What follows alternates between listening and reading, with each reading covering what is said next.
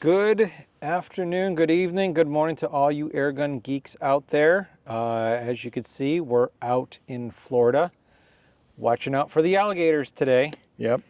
Hope everyone's doing well, and we got another exciting podcast today. So, The Bill, hell was that? Oh, no, sorry. it's a fish. He makes me work here, and I'm really not comfortable. I'm kidding. We're not unsafe here. We're all about safety here on the Airgun Geeks channel. So, how you been flying in from California this time again for an adventure? Well, I'll tell you what. My preparations for this shoot, the Ancient City shoot, were a lot smoother than they have been in the past. We had a lot more time. I was a lot more comfortable with my solution when I got here. We did some stuff trying to adjust and adopt some last minute changes that we ended up backing out, but we'll get into that when we talk more about the Ancient City shoot. What I want to do first is I want to thank our sponsors for 2025. We've got some great people on board that believe in the message of the Airgun Geeks and believe in you, the Air Gunner, as well. They bring us fantastic products, fantastic services to the airgun world. Mm-hmm. We've got our friend Tom up at High Pressure Pneumatics, right, Pat? That's correct. Tom's been a great loyal follower and supporter of the channel for many years now. He sure has. And we've got the venerable JSB Pellets, Predator International, all of those fantastic projectile solutions that so many of us in the airgun world rely on to make that target happen. And then we've got DonnyFL, who has been a supporter of this podcast from the very beginning. And we are very, very thankful to have DonnyFL as a sponsor for 2025. And we've got Joel at Palm Beach Air as well. Yep. He not only sponsors the podcast, but he's also fronting, the best airgun competition team on the planet. I say that very tongue-in-cheek. Yes. Pat and I have very low standards for competing in airgun events. Basically, it is don't come in last and have a good time. Yep. And we were actually quite successful this month doing that. So we'll get into that later on. Big thank you to Neil George. Yes. Whose other nickname is the Pellet Flying Welshman. And if you want to know more about that nickname, you're going to have to go talk to Neil yourself and find out from him why I call him the Pellet Flying Welshman. But you'll know right away as soon as he opens his mouth, you'll understand where that comes from. But he was the match director. He was the engineer behind the scenes that set up this whole shoot. And we're going to get into that later on in the episode. Yep. So what's up next for us, Pat? Well, we're going to talk about many things. Like, let's talk about this time a little more. Well, we got the mail call, right? We got to go over the mail call, right? We got mail? Yeah. Welcome. You've got mail. We've got mail. We got mail. Heck yeah. Exciting. So, who did we get mail from this week? Well, this guy has been a follower of the podcast for a long time.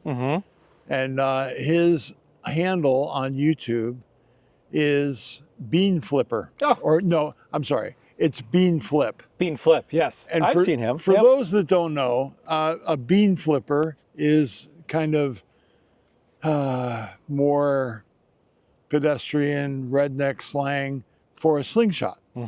Because maybe at one time, all the ammo you could afford was beans. I don't know. But bean flippers are slingshots, and a lot of guys like myself do occasionally pull back on a good slingshot and love experiencing launching a projectile with something other than an air gun, believe it or not. So, Bean Flip and I got on pretty well, and he's a fan of the podcast. He's a fan of both of our channels, Target Forge and the Airgun Geeks. And he wrote in some really good questions. And we've been asking for people to, chime in and let us know what they want to learn more about and what we can share. And Bean Flip, who I actually call Flippy, whenever I respond to him, like, hey, Flippy, how you doing? He actually got some killer thoughts together, and I'm delighted that we're getting such positive engagement from our fans. This is very meaningful for both of us. This lets us know that our message is getting out, and you guys are receiving it, and you're prying in to learn more about this world, about this sport, about this hobby, all of that. So let's get on to what Flippy had to say. His first question was, could you elaborate, and this was directed to Pat primarily, could you elaborate on raw air guns adjustability limitations? And I want to, before you run with this, Pat, because I know you can fill our entire time slot with this discussion. Yes, I can. I want to preface the fact that this is not a critique of raw air guns. Raw air guns are extraordinary. They're accurate. They're easy to use.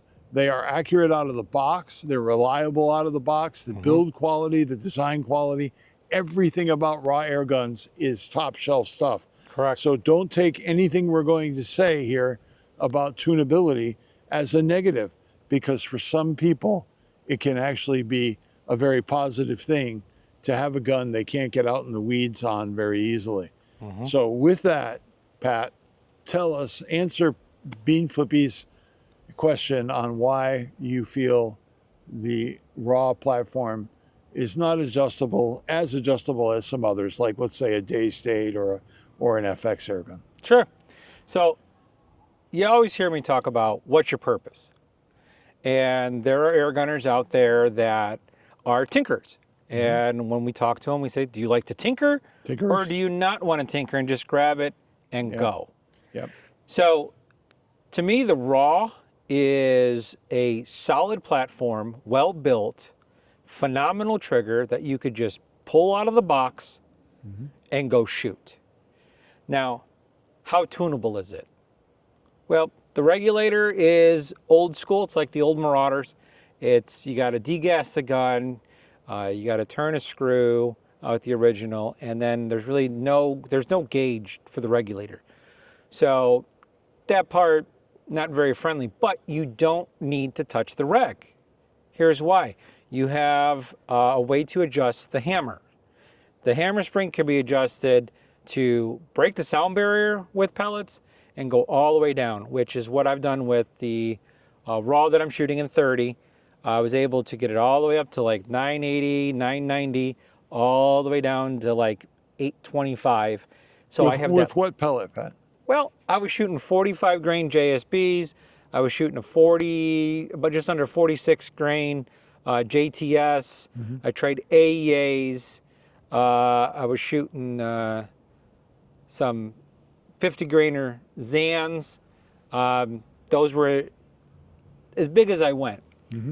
Accuracy wasn't the key factor at that initial point because we're tuning, but it was able to do it, and I didn't have to touch the reg. So we had all that movement just in the hammer adjustment, which is exposed.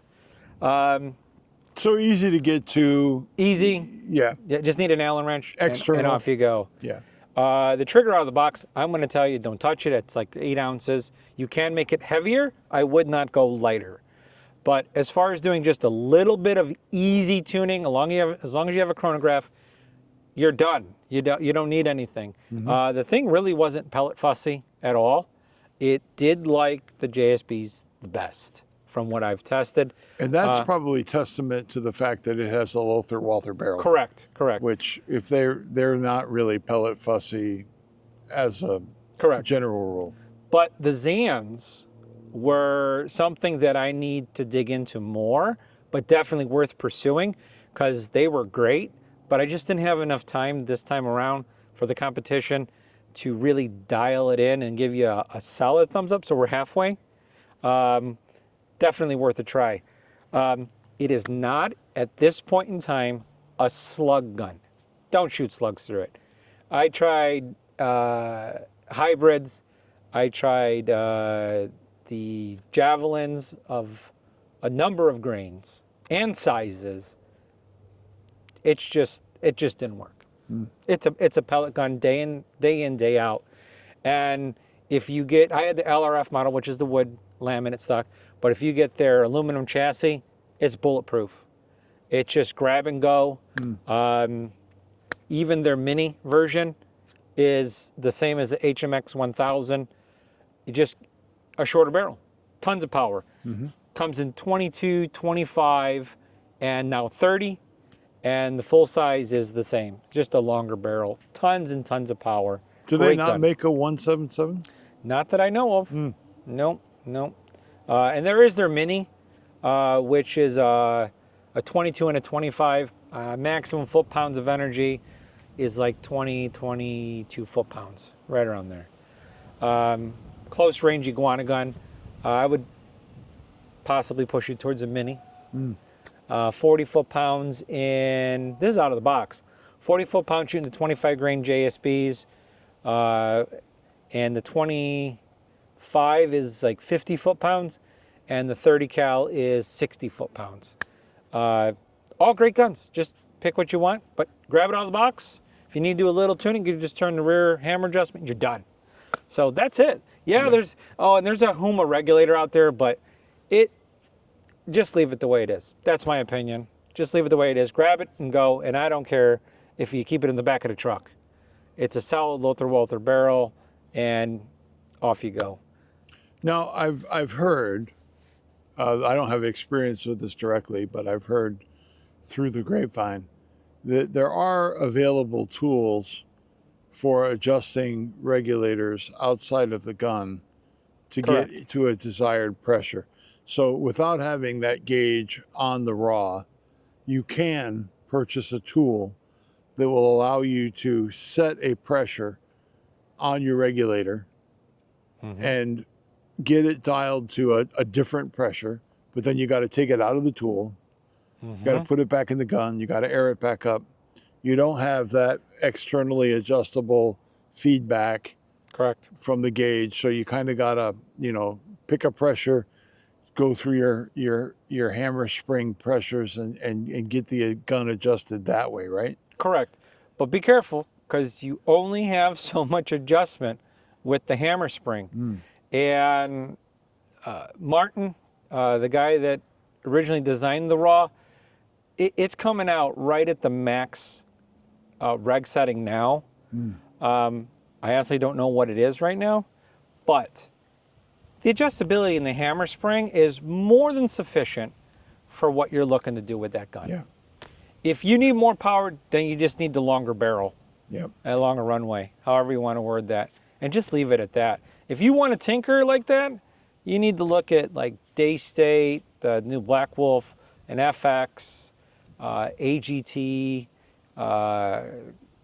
maybe Air Max or something like that. Yeah, but even But- Air Max, my experience with Air Max is that they are great guns out of the box, have great accuracy out of the box, but tuning them is not what they're designed for. No. They don't lend themselves to giving you all of the knobs and levers to adjust the performance of the platform. And what I mean by that is the valve dance, right? I mean, there's this balance that happens between a given regulator pressure and the amount of energy you're putting into the valve system to get the dose of air, right? And the dose of air is not only a pressure, it's also a volume over a duration. So when that's all matched and it's all in harmony, you get a gun that is very efficient with air. You get a gun that is very quiet to shoot, very pleasant to shoot. When that's not stable or lopsided, it creates an experience you're probably not going to enjoy. But the thing that you run into with a more tunable gun is the fact that you can end up in those situations. Correct. Owning a raw, you're not going to really need to worry about that happening. Correct. Because you've got the hammer spring. That's your adjustment. that the designer gave you to dial that in for your projectile, don't mess with it. Buy that gun in the caliber you want, and then enjoy the crap out of it, because it's going to last you for a long time. Like I said at the beginning, it's very well made, it's very well designed, it's very accurate. I have seen personally myself guys fly into RMAC to shoot RMAC, receive the gun by UPS the day before the match, and go compete with that raw gun. I personally witnessed that. In fact, it was the pocket knife that, if I didn't have to fly here, would be in my pocket right now. But that knife opened the tape on that gun right in the Utah Airguns showroom. So, you know, if you've got that kind of belief in a platform where the company can ship it, you can pop open the box and go compete. You know, that's pretty high standards for any airgun company. Agree. So, you know, do I think you can get the same experience with an FX or a Daystate out of the box? Absolutely. I've got FX guns that I never touched because I didn't need to. They shot my JSB pellets just perfectly, and I didn't need to get into tuning. Is tuning fun? You bet it is. Is trying to get a gun that was originally designed for pellets to master the slug game? Yeah, that's interesting. It's a learning path, but you gotta have some background information, and you know, there's a lot of it available on YouTube, on podcasts like this one. Lots of really, really good intel on getting you down that path. But the original question was, why is the raw platform not adjustable? And I think that is because they wanted it to be a very serviceable platform for air gunners. And it is exactly that. And it does that very well. And it's very simple. Yeah. Very simple design. Yep. And built like a tank. Yep. So. And, you know, simple is elegant. So, you know, they got that going for them. All right. So then Bean Flippy asked us, could we dig more into the internal and external ballistics of slugs and thermals? And Pat goes, whoa. No, you need to pump the brakes there, because that's a whole nother episode of the Airgun Geeks podcast. So, Flippy, we heard you. We heard you. We heard what you're saying. We will get you more in-depth coverage of those topics, but to just hit it with some broad brushstrokes now, Pat, what have you got to say now that we've had some experience with the slug tuning game? Correct. High level, ballistically, what have we learned? So it's really about application. So if you're going to a competition and a large majority are shooting, or slugs are allowed, and you're a pellet gun, you're at a disadvantage, especially at distance. If you're hunting, depends on the application. Not because of overall accuracy. I want to pause there for just 1 second. Your pellet guys are not at a disadvantage against the slugs for overall accuracy. In fact, I would argue with a well-designed pellet gun, your general accuracy might actually be higher, but your wind resistance is where it falls off a cliff. Yep. And unless you are the wind whisperer and are able to like channel some deep Navajo freaking game and really understand the wind and how it affects that gun, I'm sorry to interrupt you. Like the wind you're seeing here. Yeah. It's your left and right. And that's where the slug prevails, is the left and right. And that's the disadvantage. Yeah, you'll be at the same elevation, but your left and right is what gets jacked with. Yep. As far as hunting, if you're hunting iguanas down here in Florida and you're around water, no. If you're in an urban area, you don't want slugs because they go much, much farther. Will they work? Yes, but you hit water, they ricochet. So it's all about application.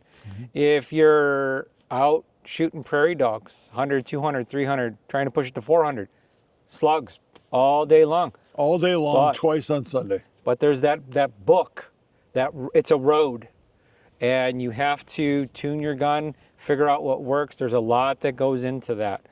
But it's more about distance. And it's a fun game, but you got to be a tinkerer. Right. And that's it. I mean, there's a lot of slug companies coming out. Zan's doing crazy stuff. JSB's doing stuff. Dead Predator's Lead doing Air. stuff. Dead Lead Air is a big Yep. one. Yep. You got Griffin. All sorts of guys are playing with the Yep. slugs. Altaros. Yep, those are crazy. Those are CNC'd machined. That's real crazy. So there's a lot happening in the going slug on. world, and I want to touch on a little bit of the engineering involved in what makes a slug stabilize in flight versus the pellet. Any of us that have played badminton as a child or even as an adult, I mean, some people go on cruises and do normal things. I don't. I go to airgun contests. But when you're playing badminton and you smash the birdie, as hard as you want to, it accelerates for a second after you hit it, and then it slows down very quickly, and it's stabilized by the shape of the birdie. Now, the pellet is exactly the same thing aerodynamically. Correct. That's how a pellet stays straight going down. They were originally designed for smooth bore guns. We found out at some point that, hey, if you put a little bit of spin on those, they get even better. Correct. But if you put too much spin on them, what do, Pat? They start They spiraling. go, wee. And they go off. Yeah, they can go all over the place because there's too much surface area on the outside of them, too much turbulence, and they're actually going to grab the wind because they're spinning too fast. Correct. Now, to contrast that, the slug, okay, is going through the air like a cone. It needs that really, really fast spin rate in order to stabilize it in flight. It's almost a gyroscopic effect on that projectile. The faster it's spinning, typically, the happier that element is going to be flying through the air, right? Correct. Now, where that becomes challenging in the airgun world is getting that. I don't think you're ever going to find a happy medium where you're going to find something that shoots slugs perfectly and it shoots pellets perfectly. Correct. I'd love for somebody to prove me wrong on that. I would tell me what that solution is, because I'd love to know. But I actually did some tests this week at the range where I followed my direction here, and I got the slugs to shoot really well. And then I tried to go back to pellets, and no, it was a big no there. I would have had to go back to the beginning of the tuning process and retune for the pellets, which I can do. I mean, it's doable with the platform I have, but you're not going to get one to do both. With the same tune. Yeah. Exactly. Absolutely Because so much of it comes down to the twist rate on that barrel. And you've got to get that spin really fast for slugs to stabilize. And your airflow use, because there's more surface area, so there's more friction. So therefore it needs a higher reg setting, a higher hammer setting in order to get that feet per second. Yep. And if you just go and look at a picture of a slug and then look at the picture of a pellet, the surface area that's actually touching is, I don't even think a quarter. It's like 1/100th the difference. Yeah. So, you got all that air, and boy, I heard you cooking them down the range, and I'm like, I mean, broadside of a barn maybe, but the compared, no, it's two different worlds. It's two different worlds. Yeah. And trying to get one solution that does both, you're just never going to be happy with that. So that's our quick take on slugs as an adventure. As a high over, yeah. Yep.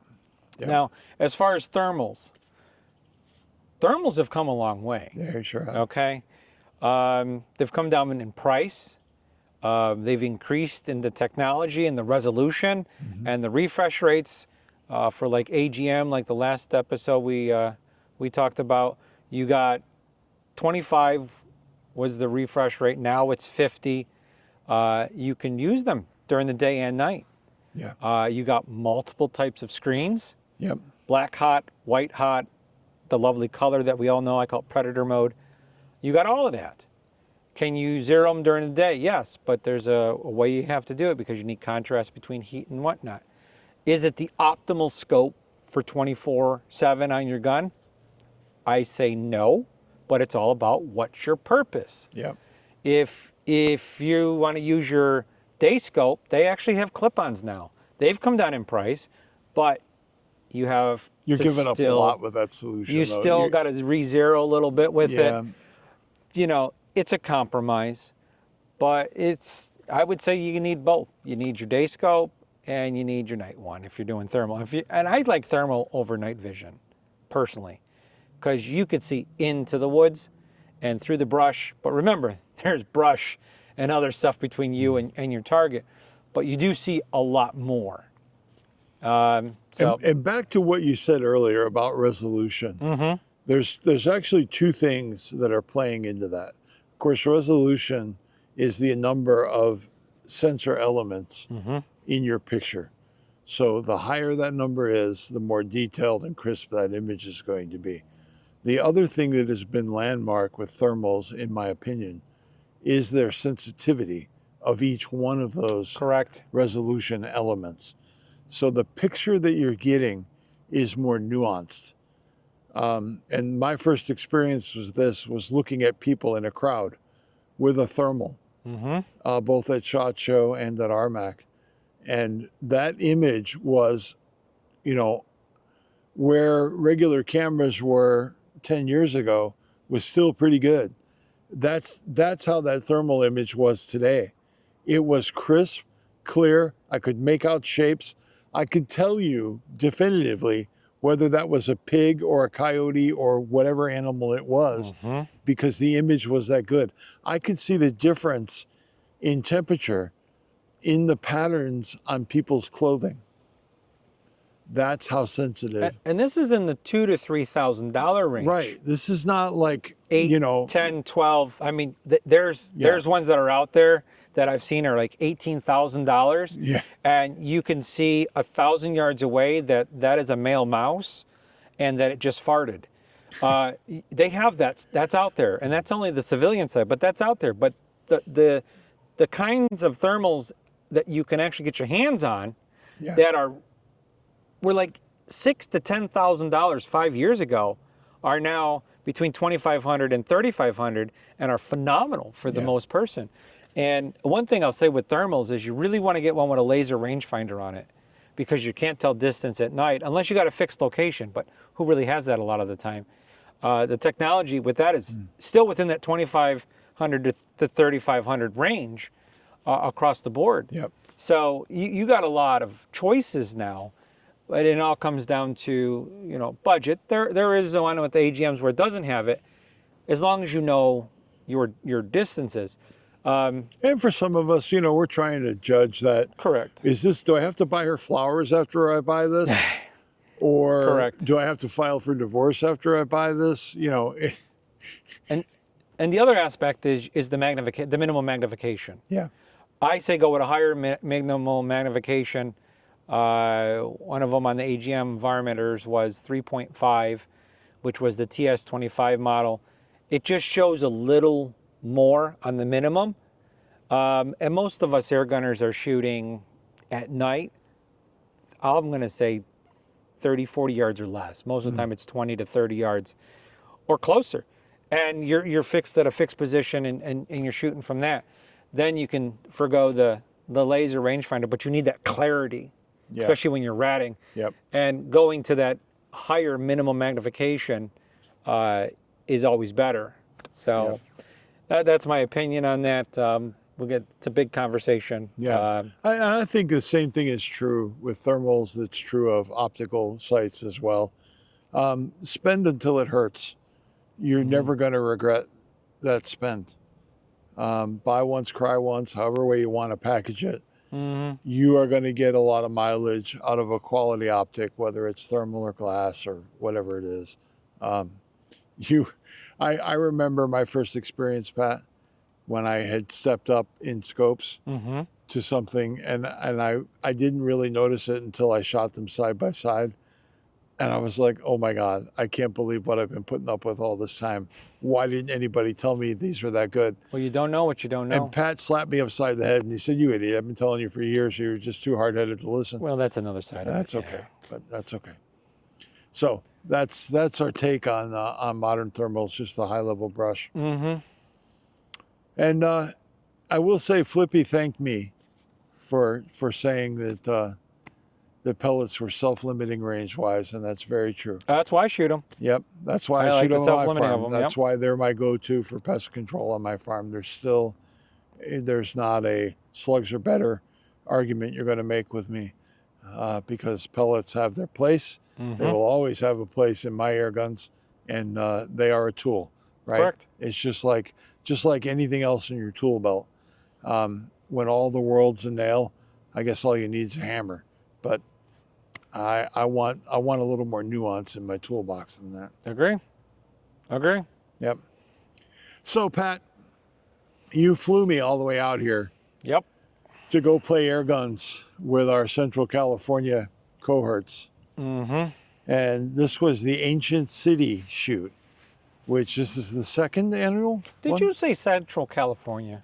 Well, I did. I'm sorry. Central You're Florida. stuck in Central Sorry. Florida. Yes. Sorry. But My bad. but even the corrected My there bad. again, My bad. it's our northern Florida because we are in St. Augustine, Yeah, which is but I 3 don't know. hours north. That's not classified as Central to me, Florida. you don't get northern northern Florida until you get near Ken Hicks and up that far. Oh, that's north. North Florida. Yeah. Yeah. Where we're at Okay, in, all in right, all right, I'll give PSL you that, I'll and give West you that, Palm, okay. it's All right, known as the all Treasure right, Coast. all right. It's from California. Yep. So, yes, we ended up. I'm geographically challenged. It's okay. It's okay. Yeah. Yeah, got you to come to this one. One, because Palm Beach Airguns was sponsoring it, so I was a little selfish on that one. And we shoot for them. That was a big thing. Yeah. And Big thank you to Joel and Julie for correct. continuing to have us shoot for them. And it's a great event. I went to it personally last year. It was the first annual. This, of course, was the second annual, and there will be a third annual from what they're saying now. I had a great turnout overall, but preparation was, like we talked about, real different. Bill had a MK2 that we converted and got ready to start doing the slug thing, which he's been working on for a few weeks in California. I'm thinking of naming that gun Impactimus Maximus. There you go. There you go. And I'm still shooting the Raw 30 LRF full length HMX 1000. Great gun. Playing around with different pellets. I tried shooting slugs. It's not a slug gun in my opinion right now. Could change. But got you to come, spend some time. I like doing podcasts out here in Florida in this wonderful weather, watching for alligators and other crazy things. And we had a good time. Yeah. Got to stay at the shop for a little bit, meet all different types of people.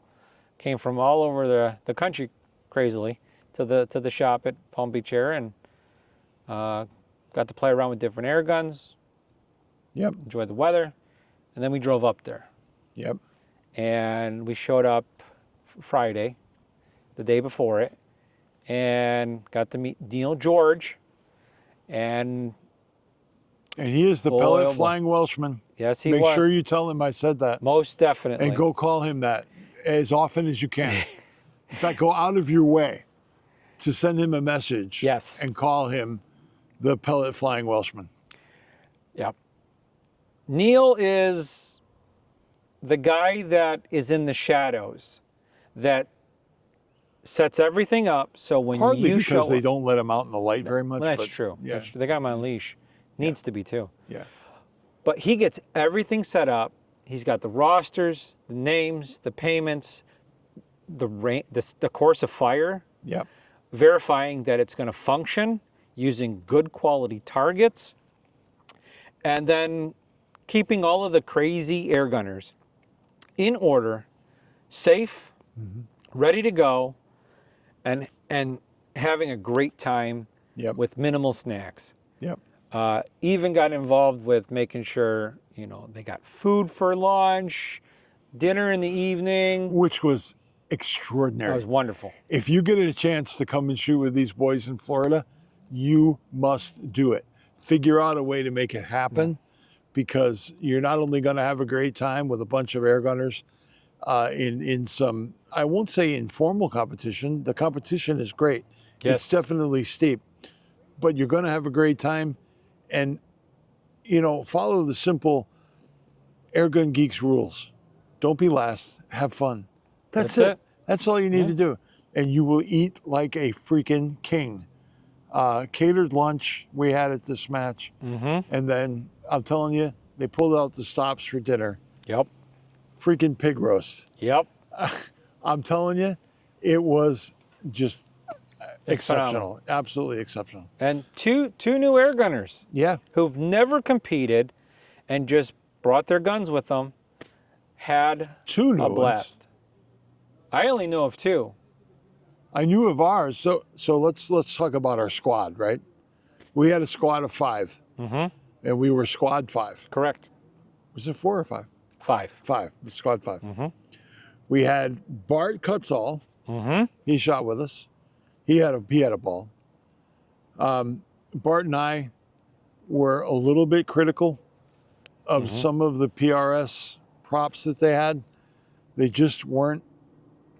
They weren't things that we were flexible or able enough to do. It was challenging. And yes. there weren't, to me, Pat, personally, there weren't workarounds for people who could not anatomically physically do couldn't do those it. things. Yes. And there was a couple people there. And you know, okay, if you want to not consider my score or whatever, but geez, let me get comfortable and shoot.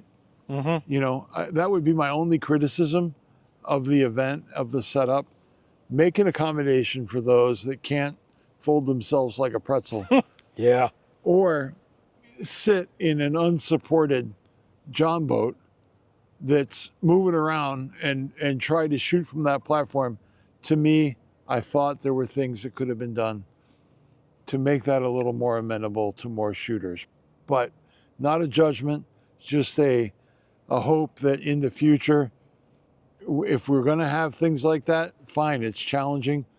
Let the young bucks have that fun, but give us older guys at least a way to say, all right, well, I can't do that, so I'm going to shoot a different score that's with accommodations or something. I mean, I don't know, Pat. I shoot field target a lot on the West Coast, not as often as I'd like to, but they'll often make accommodations for physical limitations. Correct. That allow everybody to get in the game. And I would like to, I appreciate PRS. I appreciate what they're trying to represent with it. But, you know, there's, in the air gunning world, there's a lot of older shooters. Yep.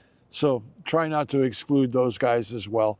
That's my only thing that I would add to that as a caveat. But anyway, that was Bart Cutsall and me. Yep. Then we had Patrick, who beat me again. All right, flat out. With pellets. I'll tell you. But he didn't do a lot better than me. No. He did somewhat better than me.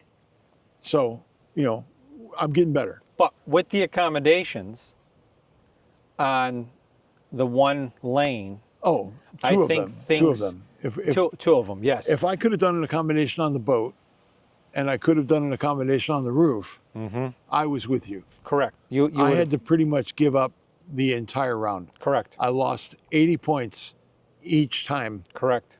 for those two stations. So that's 160 points that I wasn't going to get no matter what I did, because I couldn't shoot them. Yeah. Anyway, I'm not crying. I'm really not. I had But a that great just time. goes to accreditations to what's physically capable for multiple generation of air gunners. Exactly. That's all we're saying. Exactly. And then we had myself, Yep. and our fourth shooter was John Romeo. And this guy was a freaking rock star. Yep. He was the top scorer of our squad. Yep. And was right up there with the people that actually won this. So he put on a show. Yes, he did. This guy looked a little bit like a mountain man out there, but I'm telling you, he knew how to run that gun. And he had challenges, right? Oh yeah. He had a, what was it? He was shooting an RTI. I think it was the. I think it was a Prophet, but don't quote me. He was having regulator issues. Oh my God. Brand new gun. He just got it. And I'm not, this isn't a knock on them. Stuff happens. But he was saying he got this new gun to go to this competition with, and he was having pretty serious regulator issues. Yep. And he had to go through some work to get it to try to stabilize. And when they gave him a chance to purge that gun, he was doing like 4 or 5 quick shots just to get that reg to stabilize. So he's still got some work to do there. But all that being said, fighting that condition, he still scored 300 points. Yes, he did. In that game. And that's no joke. That was a no joke score for this event. Yep. And then we had this guy who comes out of nowhere. Phil Hayes. Phil Haynes was not only an absolute gentleman to shoot with, all these guys were, but he was a newbie. He said, hey, I've never done this before. Be kind, it's my first time. We'll say, don't worry, Phil will be gentle. He was an absolute prince. Great to shoot with, great, absolute sportsmanlike behavior the whole time. And he brought the heat. This guy had a pretty good score. I think he actually beat you. He did beat me. Yeah. And for a guy who's never shot competitively before, to come out of the woodwork, he was shooting an FX gun, I believe. Yeah, it was a dynamic compact. Yeah. 25 cal. Yep. And I think he was shooting, I forget what pellets he was shooting. Yeah. But He and he did had the the paint job prism on that. scope nonetheless too. Yeah. The Element Immersive 10 by 40, so go Prism guys. Yep. And a custom job, Cerakote type spray paint job Yep. that he did personally. Yeah. Yeah. And really the biggest thing is he was open to criticism and suggestions the whole time. good. Yes. And he even did really well in Speed shooting? in the speed shooting. Yes, he did. And I told him slow is fast. And when he slowed down because the nerves were getting to him, he made it a couple brackets. He made it all the way to the semifinals of speed. Yeah, yeah. And for somebody who's never shot competitively before, to come out of the woodwork and get that far along, that's saying something. Now I'm going to say this. They called it a speed competition. I've shot speed. No offense to Greg and Joel for calling it a speed, and Neil, but that was not speed. No. That was so they had 2 gong targets at different distances, and then they had a know your limits. At 50 yards was the know your limits. That's a precision speed, I would call it, because you were shooting against someone else, but it was still a precision game. In my opinion, as a suggestion, if they watch this, I would have had the KYL. I'm going to call BS here. You're gonna call BS, okay? I'm going to call BS. I'm going to say, hey, guys, if you're going to have a speed event, don't put 1/4-inch targets at 50 yards. Correct. Yeah. That's not speed. That's precision. And call it that, because it's not a speed event. And I know that's Monday morning quarterback and armchair quarterback and all of those things all together. I get it. I'm guilty as charged. But I've been to a lot of speed events. I've called a lot of speed events. My wife and I used to run bowling pin shoots in Illinois all the time. Years we did that. I came from a background of shooting speed steel 22s. Speed is about speed. It's not about hitting a 1/4-inch diameter target at 50 yards. That's just my thoughts. No, I'm 100% with you. Yeah. And if you go to the big event, which one of them is RMAC, the speed is not at 50 yards at all. There's 2 targets. There's 2 targets on 1 lane. That's at 50 yards for the initial. But when you get to the true speed, they're no more than 30 yards. Yep. At max, they're at that. Not that it wasn't fun, but let's call a pig a pig. That's not a speed competition. And they held all the course of fire and everything from everyone, which I thought was a good idea. Yep. But not speed. Yeah. And it was from a spectator standpoint, which is, honestly, most speed shooting really draws the crowds. Everybody wants to go see that. Yes. It's very exciting. And the way this went was the very first series of shots was the KYL at 50 yards. And it went, okay, hit, not hit, not hit, hit, not hit, not hit, not hit, not hit, not hit, not hit, not hit, not hit. And they would literally burn a mag or two. I burned 2 mags before I hit it. And that's 24 shots. On that 1/4-inch target at 50 yards. And that's, I know we're belaboring that, but we'll let it go. But keep your speed shooting, focus on speed. So for next year, and running that gun. It needs to be a lot closer. But the one thing I did like is they had the paddles. Yeah. You gotta have those paddles, and that was very important. And they were target forged targets. Yes, they were. Yes, they were. So there was that. We had a lot of women there. Yep. That was big. They had a woman shooter. I've never seen them shoot, and then all of a sudden they're getting involved. I was like excited. Fantastic. And we're not talking about Jessica. Jessica is an avid shooter. Oh, 3. That makes 3. Yep. Sorry. Two new women shooters I've never seen. Yep. One was I can't think of his name right now. I should know it. Lewis. Lewis's wife even shot. Yep. And that was exciting. She was nervous, but she did it, and she did had fun well. doing it. She did well. So that was exciting. Good turnout. Great prizes. Great goodies. Swag bag. Phenomenal stuff. I will say, arguably one of the better swag bags I've seen at any event. Yes. All of them. Yeah. And the food. So for the price, we paid $99 to do all of this. The food alone was great and paid for it. The parking, the accommodations, the ease of getting to it, the way it flowed. Good job, Neil George, with all of that. Mm-hmm. Greg did a great job with getting sponsors involved. Joel getting involved. All of that was a blast. Yep. Live music. That was a great touch. It was well done. Air conditioned lavatory. That beautiful was very nice. Property to shoot on. Beautiful property. They ordered excellent weather. Yes. I will say the weather order came through 70 and sunny. in spades. 70 it and was sunny. spectacular. Not a lot of wind. It was everything you could want for in a really. Correct. I got sunburn. It was all good. Yeah. So overall, great time. Lots of fun. Memories made. Yeah. They took all the questions and comments and wrote them down for next year to make it better and better and better. Like I said, it's only the second annual. You can only learn as you go. But exciting. Then tragedy struck, Pat. Uh-oh. Yeah. What happened?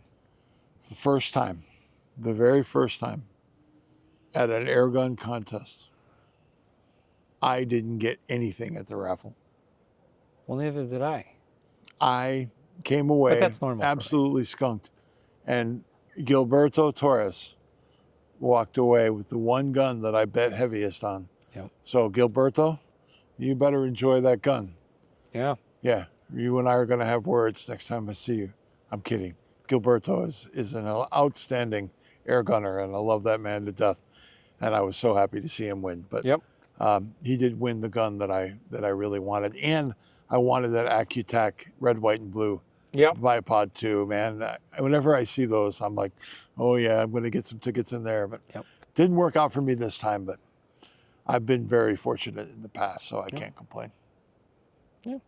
So it was a great end. We left there and made the road trip back home that night, which was only a couple hour difference. Yeah, felt like a long time. But we did stop at Buc-ee's. Oh my God, Buc-ee's. Gotta love Buc-ee's. You ever come to Florida, make sure you stop at Buc-ee's. Dude, I personally like the second Buc-ee's, the one that's farther down in Daytona Beach versus the one in St. Augustine. But if you could make it to St. Augustine, go that one. You're not going far. This is going to sound really weird, but that was, no joke, the coolest car wash Oh, yes. I've ever been in. It's the longest car wash I'm telling and you. most colorful. I'm telling you. I would suggest going to Buc-ee's first, and the main thing, get yourself some banana bread pudding. Oh, no. a drink. Get yourself a brisket sandwich. Get the XXL brisket sandwich. You got to go there. What about jerky? You got to go there. Then when you go to the jerky bar, and I'm talking about a 40-foot long jerky bar, Yes. right? Where you can get anything you want. Get the jalapeno honey Yes. jerky and the venison pork smoked sausage. Oh, So good. I'm telling you, I just finished the last little bit before we came out here to shoot this. Will not disappoint you. Nope. There's the beef and the pork in there, but he told me, the guy behind the counter, I was looking at the beef. He goes, no, you want the venison. It outsells the beef and pork one 10 to 1. I'm like, well, It was good. 1,000 Frenchmen can't be wrong. I'll take that one. Absolutely the right call. Go to Buc-ee's. You got to do it. You just got to do it. It sounds awfully gimmicky and touristy, but It's an experience. it is. It is. And they had this time a darn good one too. This time they had a great deal. You get your car washed in the longest car wash, most colorful car wash there. Yep. And vacuum all the crumbs and stuff from the kids and whatnot. And I think it was like $16. $16. It would cost me down here where I'm at like $25, $30 to get done. And if you get the car wash, I think you get like 50 cents off a gallon It of was gas. $1.99 a to fill your car gallon up. So, if you did yeah, that. That was for the crazy. special for this. So Just crazy. you know, you get a car wash and a fill up. Yeah. So there you go. So it was a good time. Made it home, had a blast. Woke up late this morning, and because we had to recover from a long week, and it was a great time. Yep. So, and I've still got more work to do on my impact. I'm still convinced that Jason's at Dead Lead Air, his Inviscerator 70 grain, 30 cal slug is going to be my tool of choice for the future. But I was not able to get the valve balanced well enough to do that projectile justice. Pat's also got a secret weapon waiting for me in hiding right now that we're going to add to Impacticus Maximus, and then we're going to try to unlock this unholy grail of accuracy with those giant slugs. correct. And it might also actually be a pretty good pig gun at that point. Could I'm just saying, most definitely. because if you're getting the velocity to get those 70 grainers to work, you're up there in the power level. Yep. So there's could be more to come with that gun, but it's been a real odyssey. Agree. So, and there's other stuff, other competitions going on. We were talking to the Georgia boys. Oh, Over the at Georgia boys. Oh, 912 Scotty and his boy. What a hoot. Yep. And they're at 912 Airguns up there in Georgia. Yep. They're talking about having an event sometime at around the middle to end of May. We'll see what happens. You got to be careful with those guys, though. Oh, I know. Yeah, they talk some smack. Yes, they do. They talk some smack. Yes, they do. Yep. And then you got, remember you got the Pyramid Air Cup. They just had the registration. We signed up for that. We are in the game, so we're coming. Yes. We're coming. And you're going to do field target this year. I'm going to do field target at Pyramid Cup. I've always been so jealous. Every time we've been there to cover it, everybody else is shooting field target, and Bill's walking around with a microphone. So this year, I'm going to shoot me some field target. Let me make sure that's not a gator. Nope. That's a big peacock bass. Perfect. Very good. Just got to make sure we're safe.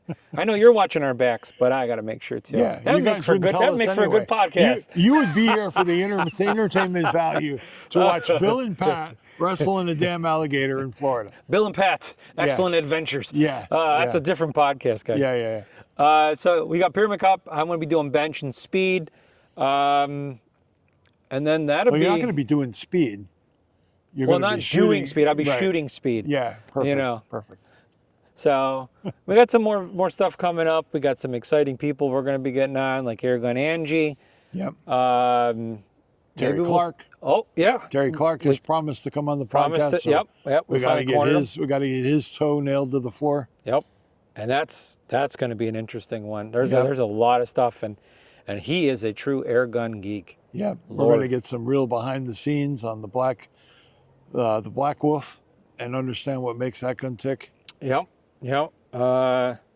And God, we got some other stuff we're lined up that we're going to keep. So make sure you pay attention to what's going on. Don't tell them too much, Pat. I'm not going to. Yeah. I'm not going to. Got to keep them coming back. So what else do we got on our fancy list that we want to cover before the end? Well, I tell you, I think we've got everything. We just want another shout out to our sponsors, Tom at High Pressure Pneumatics, JSB, DonnyFL, and Palm Beach Air. Do spend some time on their website. Stop in the store if you're in Central Florida, not Central California. Correct. Or up in Definitely. Michigan. Yep. That's where Tom's at. Yep.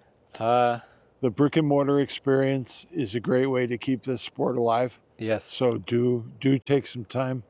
And you know, if you're going to drop $1,000 plus on an air gun, why not go and feel it? Put it Correct. in your hand, see what it is before you plunk down all that money. And the best place to do that is at your local brick and mortar store. So Yep. I'm a big mom and pop shop, Yep. and that is Palm Beach Airguns and High Pressure Pneumatics. They're supporting us with their hard-earned money, and we want to make sure that you guys know about them. Yep. And you will get a piece of their heart, seriously, from either place. Yep. Tom's got all sorts of stuff going on, so make sure you check out him. He's also on YouTube under High Pressure Pneumatics, and just have a blast. And you know, I'm okay for the big guys, but there's a lot of small guys out there that are working hard, and they got the passion and that personal touch. Yes, that's the difference. That's the key there. To be able to give you the time and the knowledge and Yep. everything that you need to get you over that little hump, that's big. That Correct. speaks volumes. Right. So with that, we're very grateful that you guys spend time with us every month, checking us out, supporting us, spread the word. If you're on Apple Podcasts and listening there, please give us a 5 stars and a review. That's a great way for Apple to see where we're at. If you're on Spotify or anywhere you listen to your podcasts and you're able to give us 5 stars, that is great.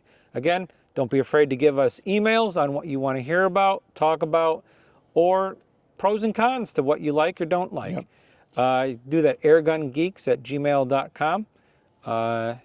And that's pretty much about it for this Now, one. Pat, you better wrap us up before we get I eaten better by wrap this it up. damn gator. So like always, stay geeky. Very good. Yeah.